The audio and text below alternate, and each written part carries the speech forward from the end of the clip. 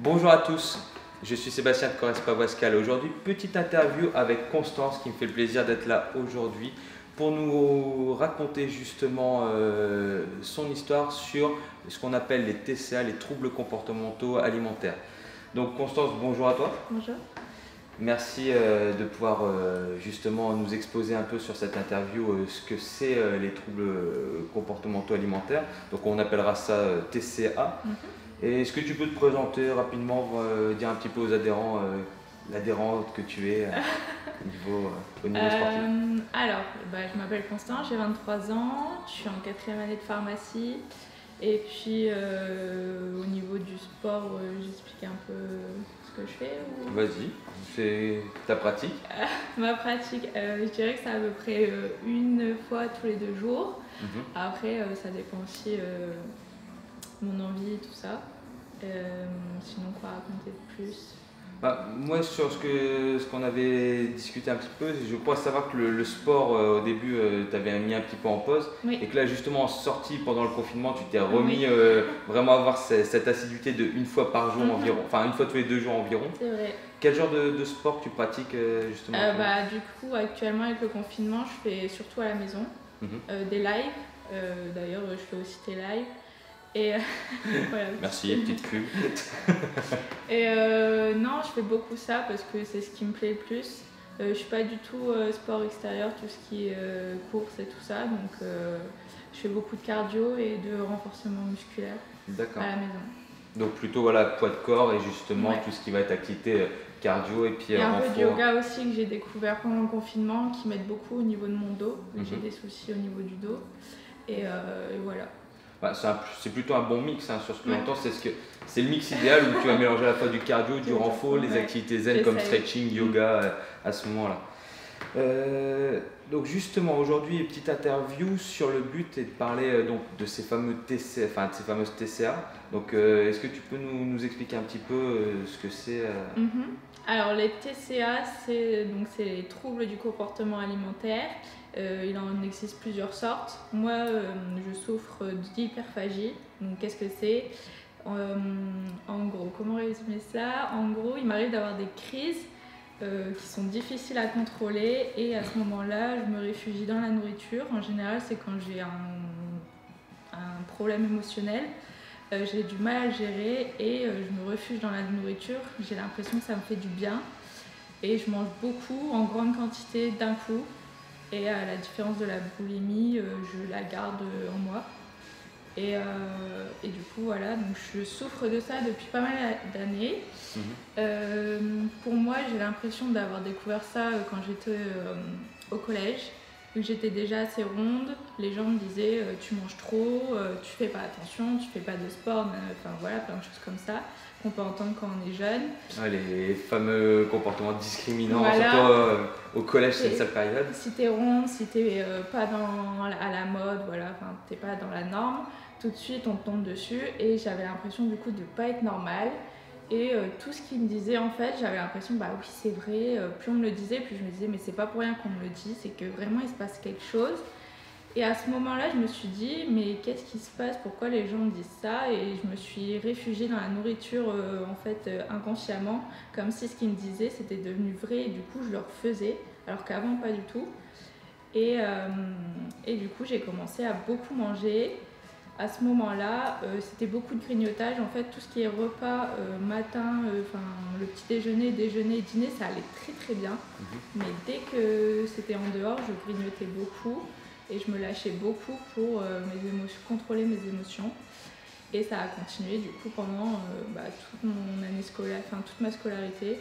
Je mangeais énormément et je faisais quand même du sport. Et je pense que c'est aussi ça qui faisait que je contrôlais un petit peu, je grossissais pas non plus énormément. Mais du coup, je pense que c'est vraiment le fait que les gens m'aient abattu de mots comme ça assez forts quand t'es jeune, qui m'ont fait faire que j'ai un rapport à l'alimentation mauvais en fait. Ils m'ont fait rendre ma vision à l'alimentation très mauvaise, très impulsive. Et du coup, j'en ai entendu parler en fait des TCA par hasard sur Instagram. Et je me suis renseignée et en fait j'ai vu qu'il en existait plein de types et j'ai vu que dans mon cas c'était de l'hyperphagie. Et quand j'en ai parlé sur Instagram, j'ai vu qu'en fait il y a énormément de monde qui en souffre. Et je me suis dit mais ouais en fait il se passe un truc et je suis pas toute seule alors que je pensais que vraiment j'étais toute seule, je mangeais, je culpabilisais à fond. Et au final, je me dis, ouais, il y a vraiment un truc de société sur les TCA, tout le monde ne s'en rend pas compte. Et en fait, c'est une vraie maladie, ouais, on peut dire ça. Et je pense qu'elle peut être la première cause de maladie, enfin, ça peut être la première maladie en France, quoi. Moi, là-dessus, hein, ça rebondit vraiment par rapport à nous, à notre concept de salle, où on a beaucoup d'adhérents qui viennent donc par rapport à la recherche de perte de poids. Hein, c'est, j'ai envie de dire, le premier objectif que nos adhérents ont lorsqu'ils arrivent en salle, c'est vraiment perte de poids. On sait que l'alimentation est un des 2 gros piliers pour pouvoir y l'atteindre. Et malheureusement, c'est en effet d'où la dénomination de trouble comportemental. C'est vraiment, voilà, encore une fois, des habitudes qui se sont immiscées sur du long terme. Parce qu'encore une fois, voilà, je pense qu'il faut vraiment faire la distinction entre le petit craquage du samedi soir parce qu'on est entre amis, puis c'est la petite soirée où il faut pouvoir lâcher un petit peu de laisse. Et à un moment donné, la chose assez régulière, je pense que c'est là-dessus que tu nous expliquais, où à un moment donné, ça peut être vraiment quotidien, où là, tous les soirs ou tous les midis, ou à ce moment-là, voilà, on a ce besoin à un moment donné de manger aussi très vite, aussi dans ce comportement alimentaire où on va manger très vite. Donc je présume qu'il y a cette notion de satiété qui automatiquement, le fait de manger très très vite, elle n'arrive pas. C'est pour ça qu'on mange beaucoup. Voilà, alors que le but normalement sur un bon repas, c'est de prendre le temps de mastiquer, de vraiment y aller progressivement dans cette alimentation. Et c'est ce qui amène au fur et à mesure une habitude et le corps en réclame, un peu comme cette forme de drogue. Là, ce qui est bien, c'est voilà, vraiment de pouvoir mettre un nom sur ce trouble. Et après, c'est en effet, là, on est là aujourd'hui aussi pour pouvoir à un moment donné l'identifier, parce que je pense que beaucoup de personnes souffrent et sans forcément en prendre conscience. C'est ça aussi, c'est qu'à un moment donné, je pense avoir une alimentation normale où ça me paraît être le quotidien et je ne comprends pas pourquoi je prends du poids, puisque c'est ce que tu disais tout à l'heure, c'est que généralement quand on est jeune, année collège, lycée, il y a un peu de sport et on a un métabolisme qui encaisse mieux les excès. Mais lorsque là, je me permets de rappeler ton âge, parce que tu es très jeune, 23 ans, mais oui, malheureusement, à partir de 20-25 ans, le corps commence à ralentir au niveau métabolique et là, on accumule plus facilement. C'est ça. Et aussi, ce que j'ai oublié de rappeler, c'est que au moment du collège, vu qu'on me disait que je mangeais énormément sans qu'ils le sachent forcément, je faisais des régimes très mauvais parce qu'on n'était pas du tout encore dans la mode du rééquilibrage alimentaire ou quoi que ce soit, c'était la mode du régime, ce fameux régime du camp, tout ça, voilà, on était à fond là-dedans. Et du coup, c'est comme ça que des crises sont arrivées. Je pense que ça s'est développé comme ça parce que vu que j'étais vachement restreinte dans mon alimentation, à un moment j'explosais, j'en pouvais plus et je mangeais beaucoup, en grande quantité d'un coup pour me calmer. Et c'est comme ça que mes crises sont arrivées beaucoup plus régulièrement. C'est le mot régime, c'est ce que j'ai généralement quand j'ai des adhérents qui viennent, où on va parler par rapport à perte de poids, ils m'expliquent j'ai essayé tel régime, j'ai fait tel régime. Moi le mot régime, c'est quelque chose que j'essaie de bannir parce que justement on parle de troubles comportementaux et généralement j'essaie de jouer sur l'aspect psychologique. Et dès qu'on va parler de régime, généralement, c'est associé à de la privation. Moi, et donc, automatiquement, si on rentre sur des personnes qui, en effet, ont déjà ce genre de troubles alimentaires, j'ai tendance pas forcément à les envoyer à créer d'autres problèmes, d'autres troubles, en disant non, je vais te supprimer tout ça. Non, j'essaie de comprendre dans un premier temps la façon que la personne a déjà de fonctionner pour l'orienter progressivement, redonner ce qu'on appelle maintenant, plus généralement, le rééquilibrage. C'est ça qui est plus important. Et justement, la question, parce que je pense que ça va toucher du monde, de se dire, oui, en effet, j'ai ce genre de soucis, de problèmes, ou pathologie, c'est toujours un mot aussi puissant, fort, mais à un moment donné, c'est vrai que après, je pense que c'est à différents degrés. C'est qu'il y a des personnes qui, malheureusement, parce que, comme tu as expliqué, la relation émotion-alimentation, c'est un rapport assez important. Mais je pense aussi que ça va être à des degrés divers. Il y a des personnes qui, dès le matin, vont être obligées d'attaquer. D'autres personnes, j'ai des petits creux émotionnels à certaines périodes. Généralement, je rentre du boulot, l'ennui, exactement. Est-ce que tu as justement t'as mis en place, toi, pour toi, et que ça pourrait aider pour d'autres personnes, une forme de gestion de ces TCA? Alors, ce qu'il faut savoir, c'est que ça se met pas, c'est pas facile à mettre en place parce que c'est quelque chose qu'il faut contrôler. Ça vient forcément de là-haut et pas du corps. Moi, je sais que la sensation de faim, je l'ai apprise il n'y a pas si longtemps, notamment en faisant le jeûne intermittent, qui m'a beaucoup aidée. Après le jeûne intermittent, j'ai vu que ça pouvait des fois être négatif sur les TCA. Moi, c'est pas mon cas. Donc du coup, ouais, c'est vachement un travail psychologique plutôt. Ce que j'ai mis en place donc le matin pour éviter les grignotages, donc comme j'ai dit, c'est le jeûne intermittent. Ça me permet vraiment au niveau psychologique, de me dire que mon corps est en train de se détoxifier, de se faire du bien, de vraiment reprendre une digestion saine. C'est comme ça que je me le mets dans le cerveau et que du coup ça m'évite de faire des crises. Et sinon, j'ai pas mal de crises aussi au niveau de l'heure du goûter. Donc ce que j'ai pu faire aussi notamment avec le jeûne intermittent, c'est que du coup je me fais un goûter un peu plus important vu que j'ai pas de petit déjeuner. Sinon, au niveau du contrôle des crises en général, ce que je fais, c'est que j'essaye de soit si j'ai quelque chose de sain avec moi, je peux me faire plaisir à une pomme qui est un très bon coupe-faim. Je le coupe en quartiers et ça me donne un visuel de je mange pas mal, je mange des quartiers, je mange beaucoup, ça me fait mastiquer beaucoup, c'est ça aussi au niveau psychologique. Si j'ai plein de biscuits, des trucs, on évite de les acheter forcément. Moi, c'est ce que j'ai fait, j'avais énormément de chips, de biscuits, de bonbons, de tout ce qu'on veut, surtout chez mes parents.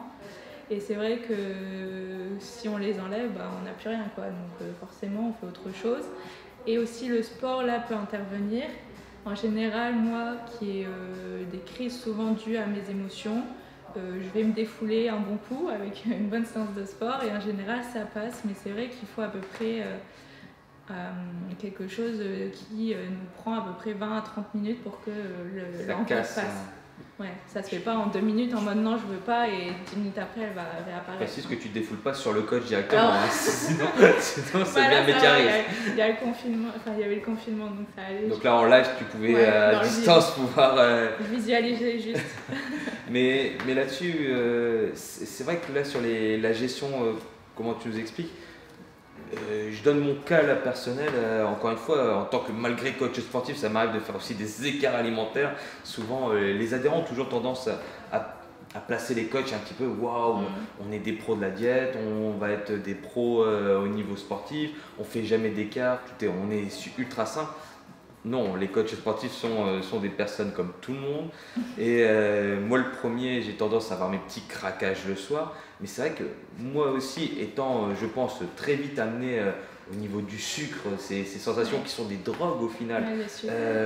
Moi, j'ai pris cette habitude pour limiter, surtout en vue de l'été, et pas être trop, justement, la tête dans le sac parce que wow, j'ai mis quelques kilos en trop qui sont apparus. À ce moment-là, en effet, je bannis dans mes courses ce genre de en général, courses. c'est le sucre qui donne cette envie, comme tu dis, la drogue, cette dépendance à l'envie de manger qui me fait du bien, puisque le sucre, normalement, c'est au niveau du cerveau que ça se passe et ça fait du bien. Mais c'est vrai qu'au final, à long terme, ça fait pas du tout du bien, au contraire. Ah non, et après, on a cette perte. Il faut essayer de le bannir plus que le gras, à mon sens. Donc c'est aussi pour ça que dans mes goûters, j'intègre des choses un peu salées pour aussi me donner déjà, ça cale plus que le sucre, c'est plus consistant. Donc j'intègre le sucré salé au goûter et c'est vrai que ça me donne plus cette sensation de satiété, quoi. Et je diminue l'effet du sucre qui me donne toujours envie d'en reconsommer. C'est qu'on a souvent entendu parler la notion de oui, le soir j'ai mon petit carré de chocolat. Encore une fois, je pense que, attention, je ne mets pas tout le monde dans le même panier, je pense qu'en effet des gens ont cette capacité, j'ai déjà vu en soi justement avoir le petit carré, non, moi il faut juste ça. Moi personnellement, j'ouvre une une plaque de chocolat sans citer de marque. Le carré, c'est faux. Je vais en prendre la moitié si c'est pas une plaquette complète sur la soirée parce qu'on est bien et on se dit bon, on fera attention demain. Le problème, c'est en effet, c'est ce fameux risque. Le problème, c'est que si on souffre de ça et qu'on n'a pas mis de mots dessus et qu'on ne s'en rend pas forcément compte, là, tout de suite, ça peut dégénérer. C'est ce qu'on appelle des facteurs de risque, hein, où on l'a en nous et on le développe que quand il y a quelque chose qui le met en marche, quoi. Et du coup, bah oui, le sucre, c'est vrai que ça peut être un déclic au niveau des TCA. Là-dessus, c'est pour ça, ça me permet de faire la transition sur la relation avec le sport. Moi, je pratique du sport quotidiennement. Et c'est vrai que j'ai eu tendance à le voir même par exemple pendant cette phase de confinement où on va avoir tendance à être plus facilement à la maison, devant la télévision, qui sont aussi des facteurs déclencheurs, un peu comme le fumeur qui va être stressé, qui va avoir besoin d'allumer sa cigarette. Et là, je pense qu'à ce moment-là, on rentre dans ce mécanisme par rapport à tout ce qui est neurotransmetteur au niveau du cerveau qui va activer cette sensation de besoin de se faire du bien et donc d'aller dans l'alimentation.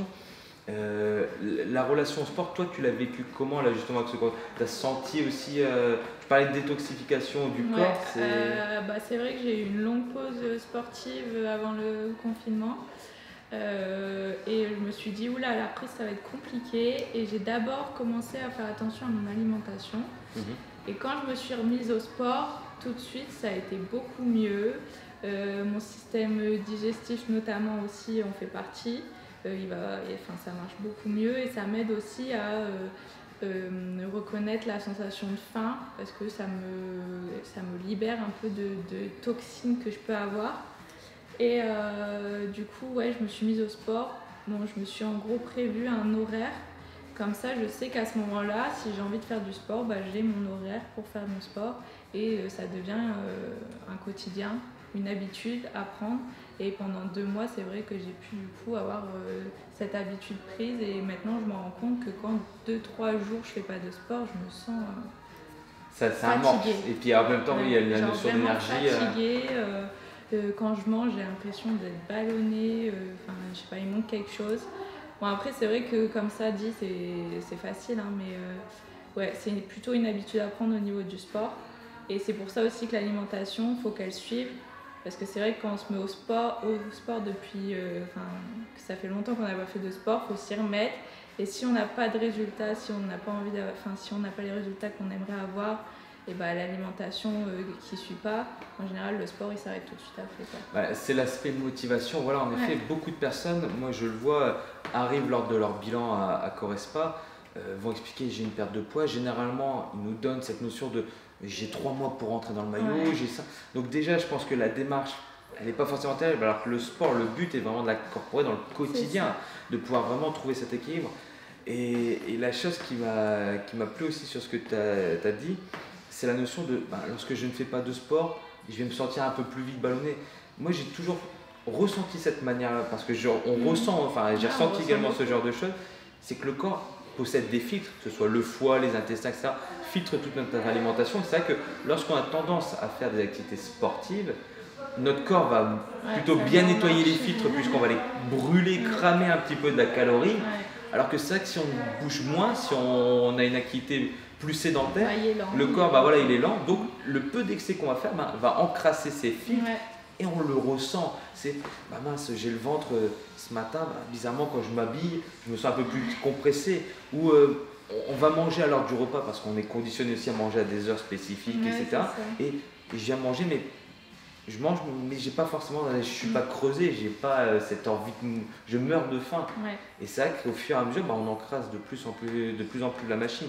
Et c'est vrai que le sport, ça a été aussi, je pense, c'est un bon moyen, un petit peu comme sur du travail au niveau mental, hein, ça reste toujours la relation émotion, comportement, de pouvoir focaliser, tiens, j'ai un besoin par rapport à des problèmes émotionnels, au lieu de focaliser sur l'alimentation, de focaliser sur le sport. Et en effet, de démarrer d'abord dans un premier temps par une activité modérée où on s'y met progressivement. Et quelque chose qu'on aime, parce que sinon on ne tient pas.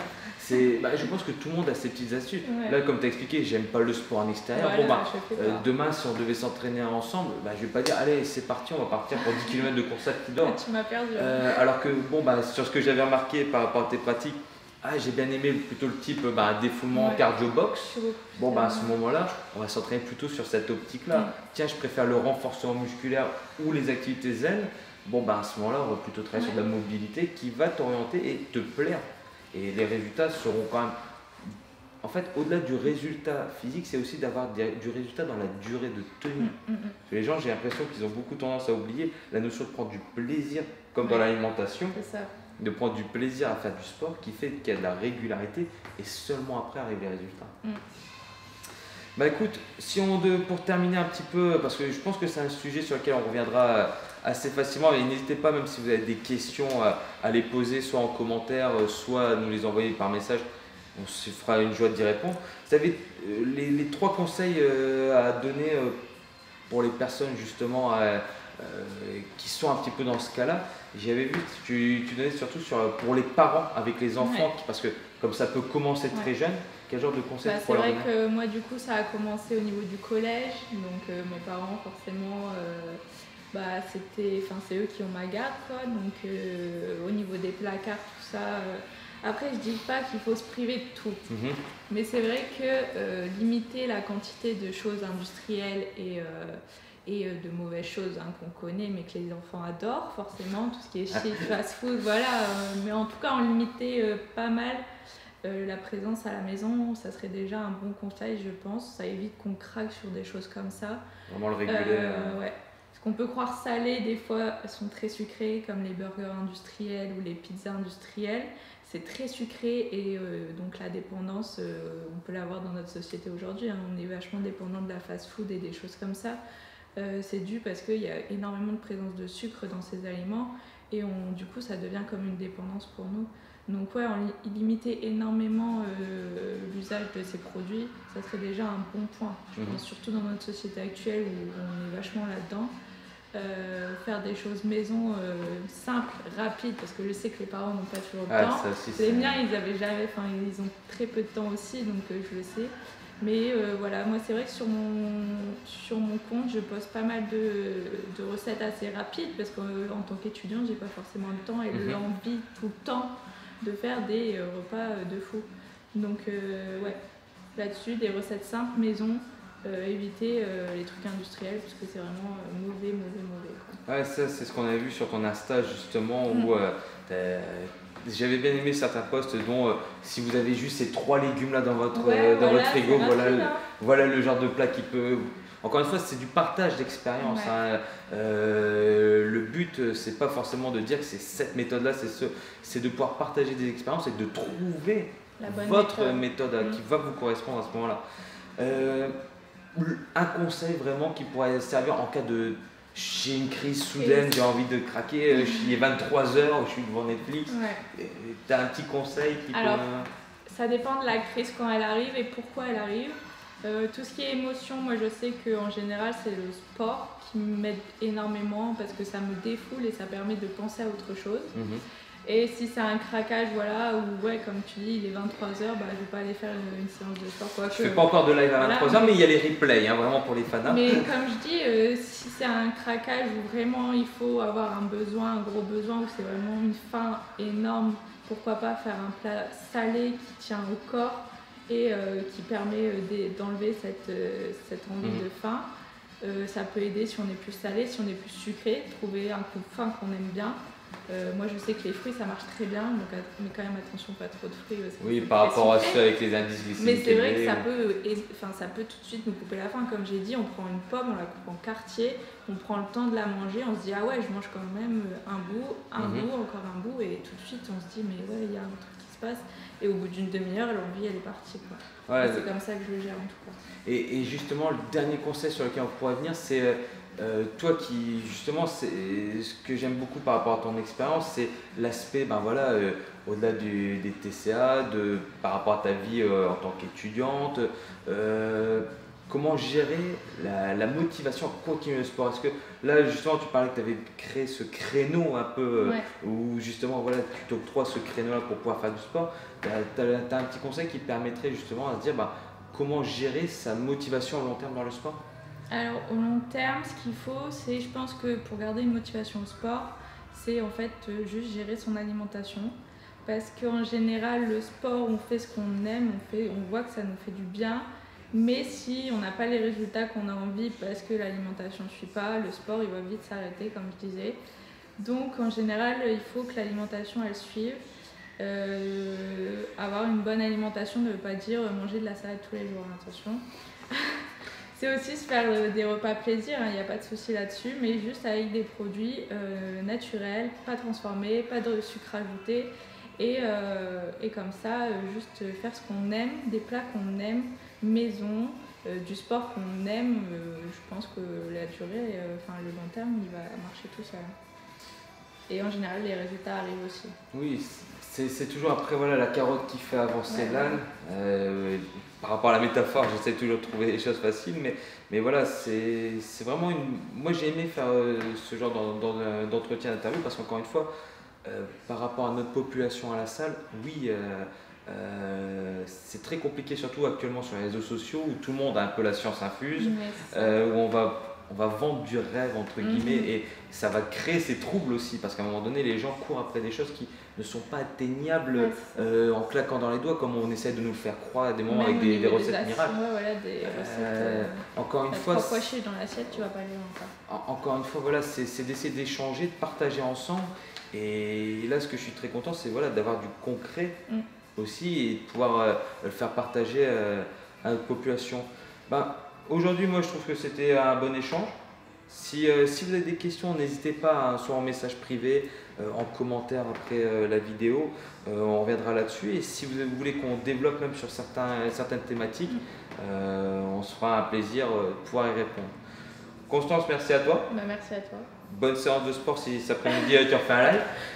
Et puis je vous dis à bientôt à Correspond.